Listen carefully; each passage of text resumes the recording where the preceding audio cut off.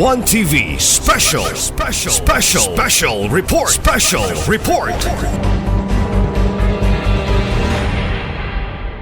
Yes, any other observations? Honorable Sir, Yes, Honorable Majority Floor this Leader. ordinance is strict here because only 3 violations in 3 years pwede ma-revoke. Nya nga to mahibuan nga ang mga motor drivers. Sige violation. Di na ma-record. Karon i-record naman.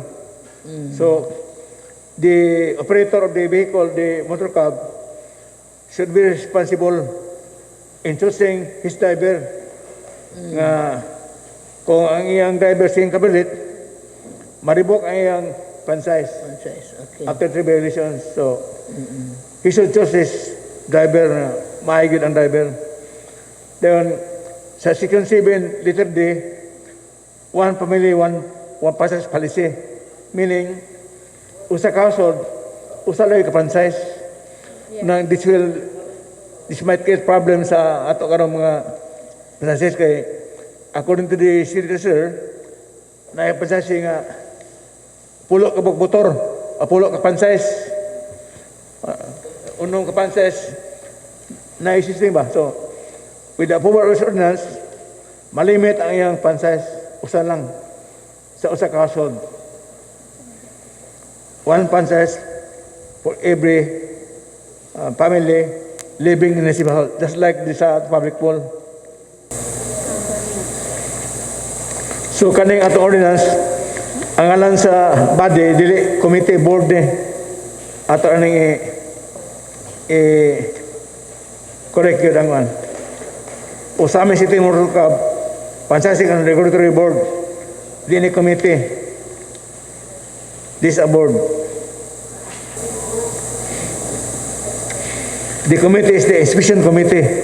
Moy committee. 12 members by inspection. Board is more wider. Committee meaning part of the group. Ang board ka, usa ka body sa LGU. Yes, Attorney Mars. With regards to the interviewing body, so is it different from the regulatory board? Same.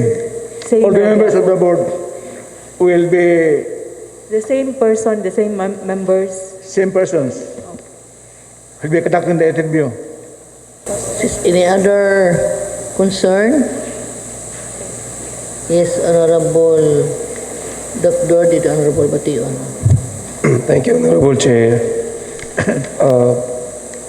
Our Majority Floor Leader have made mention the strictness of our ordinance. Only one family, one franchise. So, mangutana ko, Honorable Chair, sa ato ang treasurer, doon na ba yung mga existing franchise holder nga more than 2? Yes. So, if more than 2, unsa may action nga mahimo karon if this ordinance will be approved and to be implemented? With regards to the new applicants, those with a family with a franchise already, they are like excluded or they are not allowed or they are not qualified to have a new franchise if they are living in the same household. So if example is the mother already had a franchise but the daughter is already married in another Another household. Another Belong to other household. So okay. she can have My, living in one household. so my question, ma'am, is the multiple franchise hold by one person only or one belong to one family.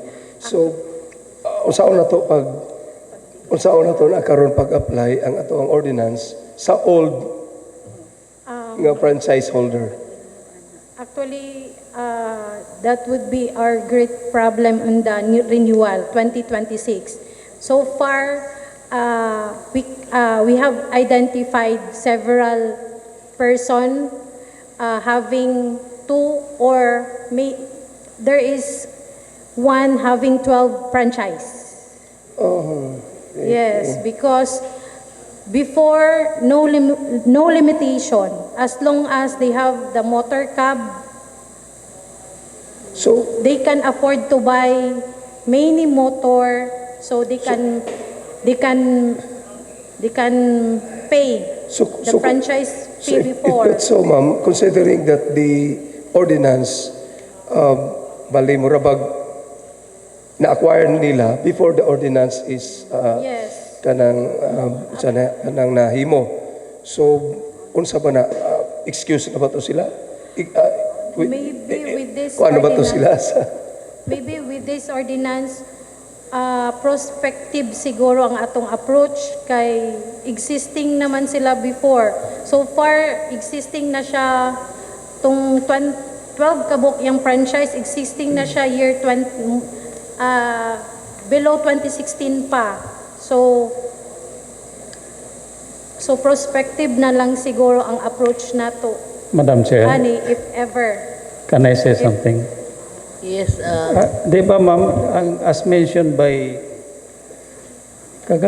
Councilor John Doctor nga, imong mention nga na isa ka family, 12 ka franchise. Di ba ang franchise na to every 3 years mag-renew? Yes. So mag-renew, hindi mo i-renew. Actually, ang yung franchise before pa 2016, 12 na. Gi-renew niya every renewal. Malagi. Renewal good. So you have to start from the beginning, renewal man. So, inyo na studyhan, kay namang ko tay new ordinance. Ang purpose good sa atong ordinance, gigamit nato ni pareha sa stall sa public market, no? To give opportunity to those family nga walay stall sa public market. Kaya limited mo gud ang stall sa public Yes. market. Parehara po ni sa franchise, sa motor cab, limited. Di man pwede sa kapamilya na sa daghang franchise. Then ay pamilya, ganahan mo sulod, dili kabel kay limited atong franchise. So, every 3 years mag-renew man ta. Study ko no na, basig renewal good. Mag-renew ka, di mag-start ka. So, dili ni mo i-renew ang uban. Actually, sir, acquired na niya previously pa. Mga lagi, previous lagi. So, Every 3 years mang renewal. Diba? O mag-renew man ka. so meaning to say, i-drop na mo ang 11 Malagi na niya. studyhin na siya. Kay renewal man, mag-renew ko ka na. Diba? Mag-renew, magsugod na po ka. Ah, Diba? Mga lagi. may- Violation mo ko sa atong ordinance. So, ang akong point pa nga, studyhin ninyo. Okay? Every 3 years man ta mag-renew. So, during renewal, violation man sa atong ordinance. So, pwede na to taktakon. Or, kung involved sa ilang family, one household, tulo upat ka buk, di pala inagpuyo. Diba? Honorable Chair, Actually, sir, May I? daghan na kaayong concern ana nga one family, daghan nang moadto sa opisina nga unsaon nila ilahang motor nga naa sila'y duha or tulo. Ibaligya ba nila ang motor para maka-apply itong nakapalit? Or ang uban po, dili manggod po nila gusto warion kay kuan, murag mo na gyud ilahang panginabuhi ba nga dili pud sila ka mao mo drive, so nagpa-drive lang sila sa dagan nga motor. So so far wala pa may ikasuggest kay kinahanglan jud pod og Naman tayo legal counsel, ma'am, sa Honorable Chair, City Legal Council. Honorable you Chair. talk with them. may I speak on that, Honorable Chair? yes, Honorable. Ma'am Richo is just speaking opinion. Iyan ang opinion, Honorable Lau. That's only her opinion because we have to follow the law. If there's a law, you have to follow it. If there's an ordinance, we have to follow it. Otherwise, we will be violating our own ordinance. ang kang Ma'am Maricho iyan ang opinion kay loyal siya sa mga previous owners nga dagag franchise nga naibagong balaod nga one family, one franchise. So mawani taon sila, di ba? Ang purpose ani ang wisdom ani Honorable Sir, the city is limiting the number of franchise kay guot na kay siyudad sa mga motor. We limit the number of franchise to 4,000. So in limiting the number of franchise to 4,000, unang ang bakante karon 479 lang. Nanay mga applicants daghan. More than 1,000 applicants. But we limit to 479 para 4,000 na gid ang mga applicants. This franchise is a privilege granted to Osamis residents. Pribilehiyo ni. Dini right. Ilun sa pa in right. Kung unsa balaod, you have to follow the law. So kung atong gilimit ang basis 4,000, atong tag-chance ng tanan, equal opportunity. Every family na chance nga mo apply. So kung sa pamilya na 20 ka franchise that will deprive the other families, okay, 20 ko diha sa pamilya, that will deprive other families nga mukuha og pribilehiyo tawa franchise.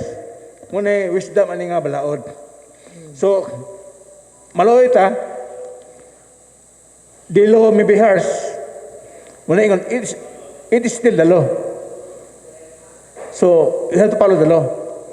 The law may be harsh, but it's the law. You have to follow the law. Kay kung wala tayo sa bulaod, magiging tanan. So, Ma'am Maricho is just expressing her opinion on the matter kay nalooy sa mga previous franchise nga na daghang franchise, one family, daghang franchise. So, that's my take on that, Honorable Chair. Excuse me, Your Honor. Yes, you're done. Ang ako lang po is sa 3,529. Actually, katong operator nga already having those several franchises, appeal na sila aning 3,521. So, ang mahitabo ani sa 2026, if ever nga mag-renew naman sila. So if ever atong i-cancel ang mga franchise kay gumikan aning bag-ong ordinance, what will happen to the motor cab? Ila nang ibaligya. Pagbaligya nila, sir, what will happen? Naabatay issuance of new franchise nga ang ato ang limit naman ta sa 4,000. Ato na kung gana kung naana po issuance of new franchise. If ever nga naana po ay noon mawala man siya sa 3,521 pag renewal.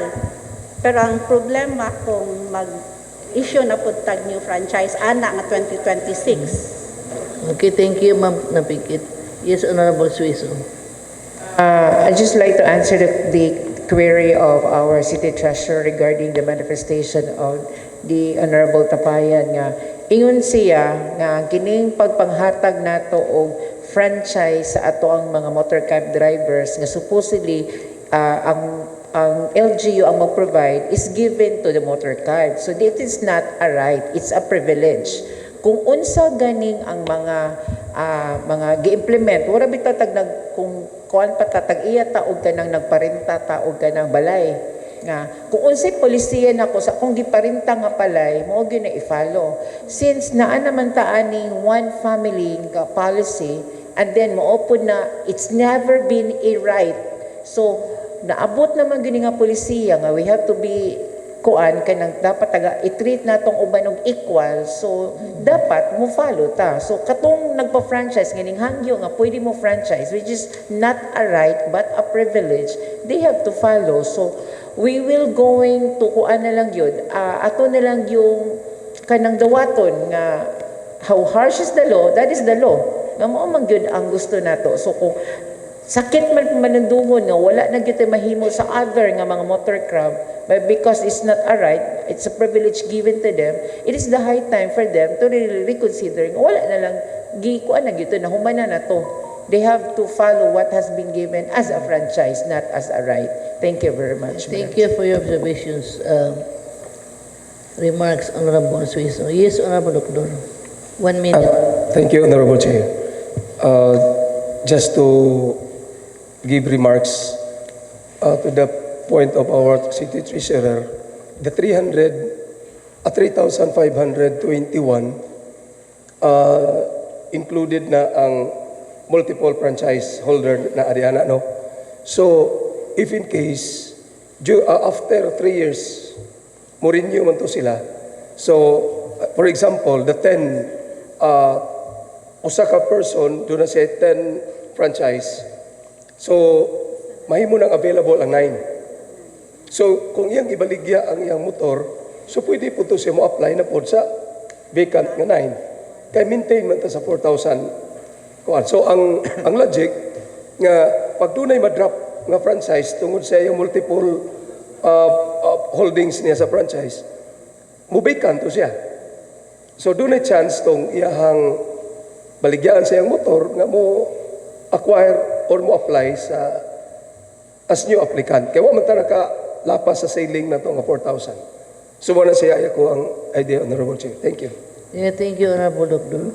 I think we have discussed thoroughly already with all the provisions of this ordinance. And yes, in the manifestation from the Honorable Majority Floor Leader. Yes, Honorable Chair. I'm thankful for the queries from my colleagues about this ordinance para ma-clarify yung tanan. But we should follow this ordinance if ever this becomes a law. Kaya we are mandated by law to follow our own ordinance. So, kaning ordinance, we are giving privilege equally to all families and Samis that they be given the same opportunity. So, kung if we give 10 franchise to one family, na-deprive of one family to avail of this privilege.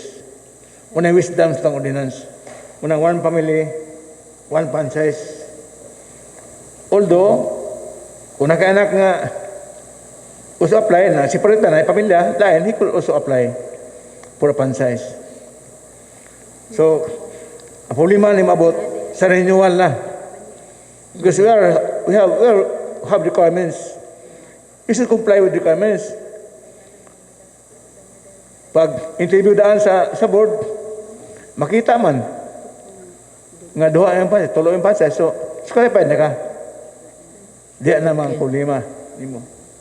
So, muna Honorable Chair, if there are no more queries, then I will recommend to Honorable Romero to pass this ordinance on a second and final reading, Honorable Chair. Yes, Honorable Romero will have to make a motion for the passing of this ordinance on a second and final reading, Honorable Chair. Thank you, Madam Chair. Thank you, Majority Floor Leader. we still have to wind up this piece down. We have to resume the. We have to motion to resume the rules, Honorable Chair. Rules is resumed. Thank you, Pamela Piquet, Sir Iman, and Mama Richo. Thank you for your gentle presence.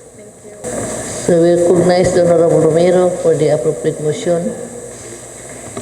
After this thorough discussion of this particular ordinance, Honorable Romero, you have the floor now.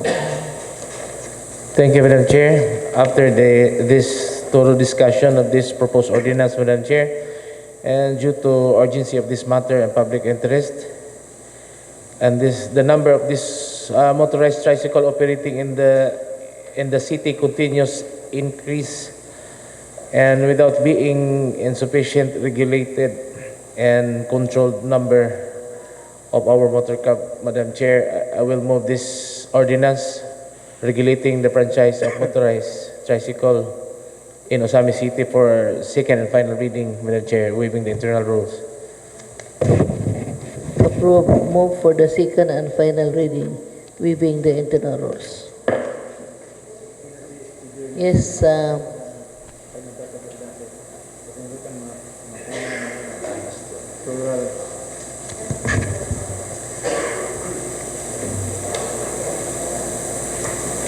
Thank you, Honorable Chair. Thank you for that very fruitful discussion on the franchise ordinance. At this juncture, we still have no pending matters under item number 10, basic reading. We have the privilege and pleasure to hear on PCL matters from Honorable Dingkisisa, Honorable Chair. on PCL matters. For PCL matters, none as of the moment, Madam Chair. Thank you. Honorable Chair, you also have the privilege and pleasure to hear SK matters from Honorable Erwin Sibilio, Honorable Chair. SK matters, Honorable Ichabili.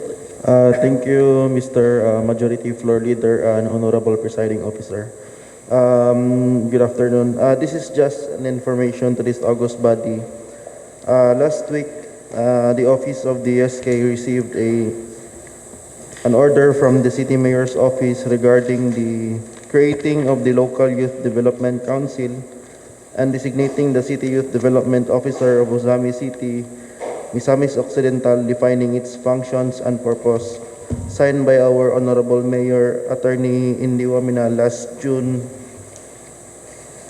2023. So, it was stated in this order regarding the creation of the LYDC with its chairman, the SK President, the Vice Chairman, SK Federated Vice President, and also we have the members coming from representatives of each youth serving organization of the city. One from the representative of Santo Niño Parish Youth Ministry. Third is representative of next is representative of All Youth for Jesus Youth Fire, representative of New Generation, representative of OCNHS Barkada Contra Droga, representative of OCNHS YESO, representative of OCNHS SSG, representative of Pag-asa Youth Association of the Philippines, and also the representative of Leo Club. And one of the functions of this LYDC, Madam Chair, is that it serves as the core of the advocacy on youth participation in nation building and youth empowerment. And also, Madam Chair, we have our city mayor also designated a city youth development officer who is Miss Iris May A. Tobayan. Her functions, or one of her functions, Madam Chair, would be register and verify youth and youth serving organizations subject to the revitalized youth organization registration program, or your guidelines. So that would be all, Madam Chair. Thank you. Thank you, Honorable Chabilio. Thank you, Honorable Chair. At this point of time, may we have the pleasure and privilege to hear on ABC matters from Honorable Jan Doctor, Honorable Chair. For ABC matters, Good afternoon. For ABC Matters, Honorable Chair, once again, the regular meeting will be held on last Thursday sa mga liga, sa mga barangay captains in Ozami City on September 28 at 1 p.m. Thank you.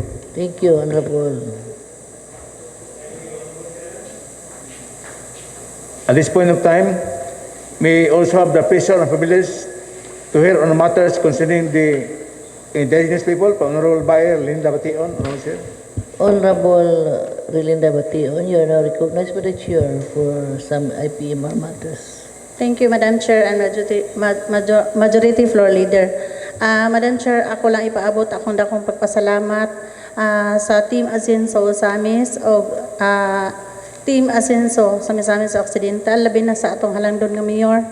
Nga dako kay siya tabang atong miagi, actually lisod kaayo sudlon ang barangay Kugon kay naa dito ang Maharlika Tribal Kingdom Luzon, Visayas, at Mindanao. So, daghan kaayo national ang ilang convention. So, dili gud sayon ang pag-adto dito gani ang atong barangay captain sa Kugon.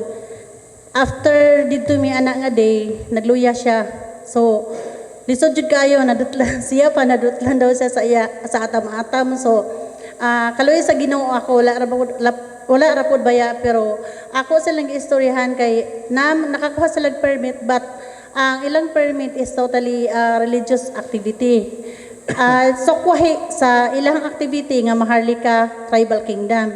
So lisod kaayo kay daghan kay sila din mga isugyod sila then after that ako silang giingnan kay ang ila pag adto na ko ni ingon naman pud sila nga na sila another permit but wala pa daw siya na approve.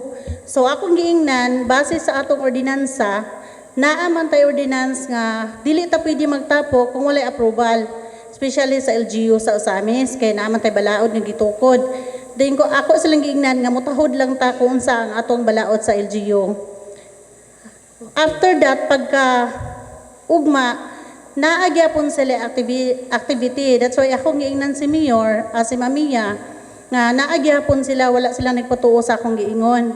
Then mauto nga, pagkaugma, naghatag siya kay, so kuhi man lagi sa gihatag ni Mayor nga permit, ang ilang permit is religious activity, but ang actual is Maharlika Kingdom.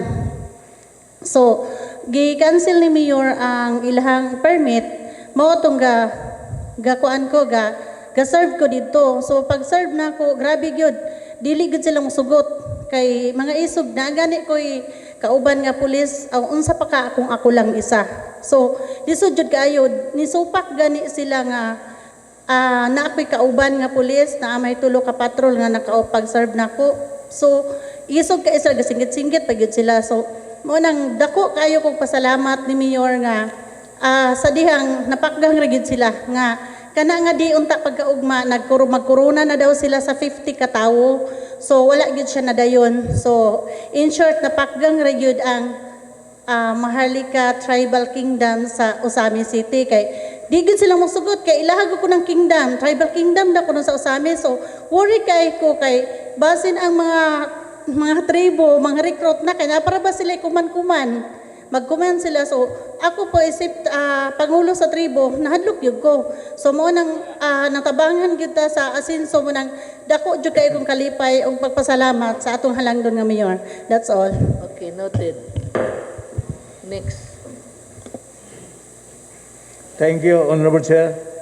Before I proceed to item number 15, I yield to my colleagues for any announcement, any information relevant and material information you might wish to bring before this August body, Honorable Chair. Madam Chair. Yes, Honorable Cypress. For the information of everyone, we have a bloodletting activity this coming September 28 at City Gym, 9 a.m. to 3 p.m. As part of our 123rd CSC month celebration, Madam Chair. So everyone is encouraged to have be a blood donor, and this is not only for the employees but for all Osamisnon ug kinsa tong gusto na mo donate og dugo. So I'll repeat, Madam. 28. Thursday. That's Thursday. Thank you for your information, Honorable Cypress. Also, Honorable Chair, for information of everybody, with the guidance of the Mayor, I transferred my office to the former office of Honorable Linsag, Honorable Chair. Okay. I will be occupying the office. I occupied the office since yesterday with the guidance of the Mayor, because my office will be crowded in case I conduct a hearing on the complaints with employees of this radio. Kay the board, the personal ethics and personal complaints and ethics board have 5 members, and accused employee and his or her lawyer, legal officer, so mag-crowd sa akong opisina. With my new office now, the office of Honorable Linsag, di na mag-uot.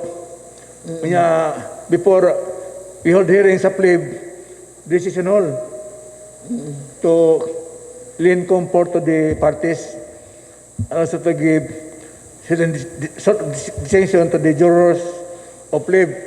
So pwede na po himuon sa akong opisina sa dako naman.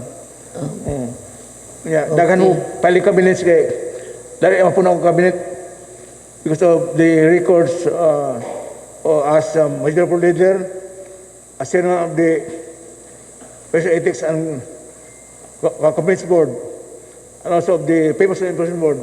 Daghan ko papers nga i-file, so dari naman puno. So I transferred now yesterday to my new office, and I invite everybody for light snacks after decision. Prepare ko gamay to give honor to Honorable Linsag. So, Okay. nag-prepare nga snacks after decision for SP members sa opisina ni Honorable Linsag. Sir. Thank you. Thank you, Honorable Tapayan. No, thank you. If there are no more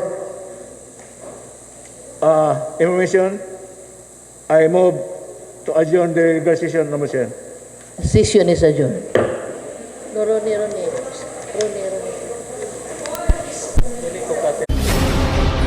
One TV special report.